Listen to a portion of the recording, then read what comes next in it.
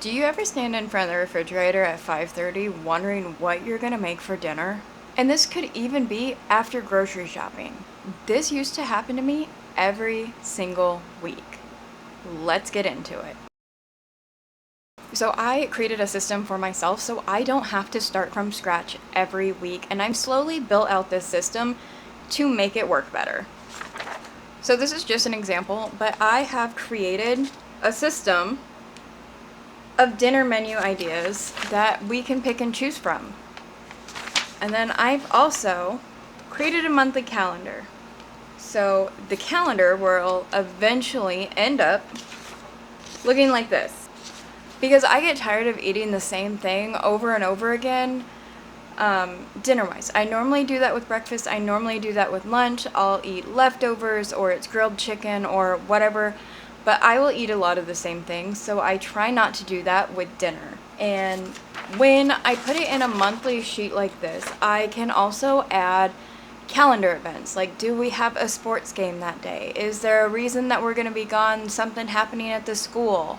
Is there a birthday party we need to go to? All of that gets put on here, and this gets put on the refrigerator. So I don't have to keep wondering what we're going to have for dinner. And then, so my system is Thursday. I do my meal planning because nobody wants to spend the weekend thinking of what they're going to have and wonder if there's enough snacks to go around. So I started doing this on Thursday. This is my sheet that I go off of. This is everything I'm going shopping for, and these are the meals that we're having. So when I add to the shopping list, I make sure I don't miss anything. And then I'll ask the kids, if it's not already on the calendar, what do you guys want that week? And we will go from there. There's 5 of us in the house. Normally everyone picks something, and then that'll eventually go into the month, or vice versa, from the month to the weekly. And my oldest son knows that we don't have the same thing week after week. Like, if we just had Alfredo, I'm not making Alfredo again. If we just had tacos, I'm not doing tacos the next week. And he knows that. He'll be like, oh, we just had that, never mind. The only thing that we normally do every week is cheeseburgers, because you can add different seasonings and toppings and change up the flavor just a little bit. And sometimes I don't have the french fries, I'll eat a vegetable with it, so it can go many different ways. We always have pizza night. Friday is pizza. I don't have to think about what we're having. I get a frozen pizza, or we'll order pizza, and I don't have to think about it.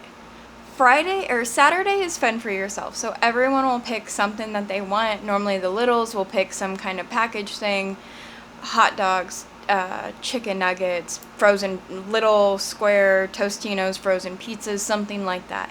So it's easy. I don't have to do a whole lot of thinking on that end after we've already had an eventful Saturday. There is normally at least another, what I call is fend for yourself, or a leftover night. So we make sure that the leftovers are used on top of me taking the leftovers to lunch, or for lunch. So tomorrow, as I'm recording this, is Sunday. I am doing beef stew. I will take that to work on Monday, to make sure that there's not a whole bunch of leftovers and it's not going to waste. Or the good thing, my camera died. That was poor planning on my part. But I will have, say, sometime midweek. So I'll cook Sunday, Monday, and Tuesday. And then either Wednesday or Thursday will be a fend for yourself night to make sure that the leftovers get either used or frozen so we can use them later. Especially like in the winter, I will make a big pot of chili, and there's no way that we will eat all of it in like one go. So I will, and I bought little freezer things that I'll link in the description below. They do like a cup or 2 at a time, freezer cubes or something like that. But they are wonderful. We will use it's a generic food saver. I can't think of what it is, but the vacuum sealers, and I'll link that below too. But we use those a lot because my husband's a hunter, so we eat deer throughout the year, and we always vacuum seal those so they are good for the year. But we also use it for a lot of other things like leftovers, and if I buy food in bulk, like I will buy a whole pork loin and then cut it down into chops and then vacuum seal those and then use them throughout like a couple months. I thought I had one up here and I don't. I will show the weekly shopping list again.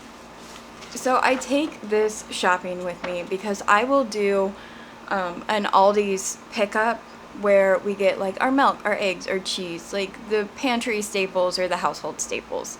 But I normally do the shopping at Kroger's. So after we fill out what we're having Sunday through Saturday, and it doesn't want to. So Sunday through Saturday, that's all filled out. And sometimes I will fill this out completely before I fill out the shopping list. Or sometimes I'll do it as I'm doing it. So if this says beef stew, I will write beef, carrots, and potatoes if I'm getting that from Kroger's. Otherwise, I will immediately enter it into the Instacart app so I don't miss anything. And then when I will fold it in half, and then there's little check boxes. So you can either fill in the checkbox or you can cross it out completely. But that is how I use this, and I have used this, or variations of it. I made this all pretty because I like the aesthetic. But I used to use just a sheet and paper and use the paper and fold it in half and do the same thing.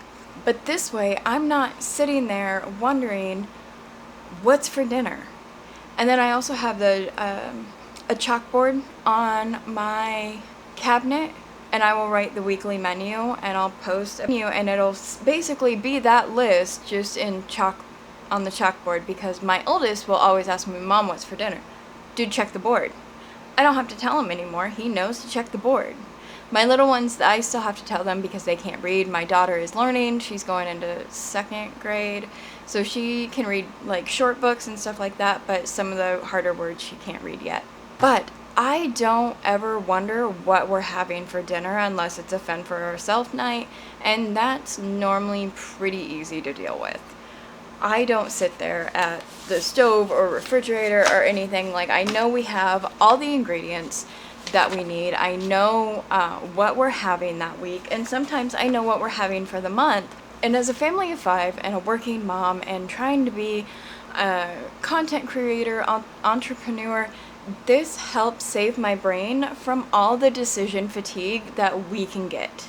So instead of wondering what we're having and like, do we need anything? Am I missing anything? And I won't lie, sometimes I do miss an important ingredient on something. Like, sometimes I'll be like, hubby, can you go get, spaghetti sauce? Or I need to run and go get spaghetti sauce because I forgot it for spaghetti. Because that's my brain, and that's it. Some days are some days. But if you are interested in this wonderful planner that also has some additional information that I can go over, there is fridge inventory, there's freezer inventory, and this one's really good if you meal prep, freezer meals. Say you do beef stew and you throw it all in a Ziploc bag and just throw it in there for a rainy day, you can put that on there. There's meats, there's meals, there's snacks, veggies, others, because sometimes we'll get corn in the fall and we can't use it all, so we either freeze it or can it. And then there is the Pantry staples checklist with all of the possible things that you can use or need. And there's just a lot. So if you are interested in this, I will link it in the description below.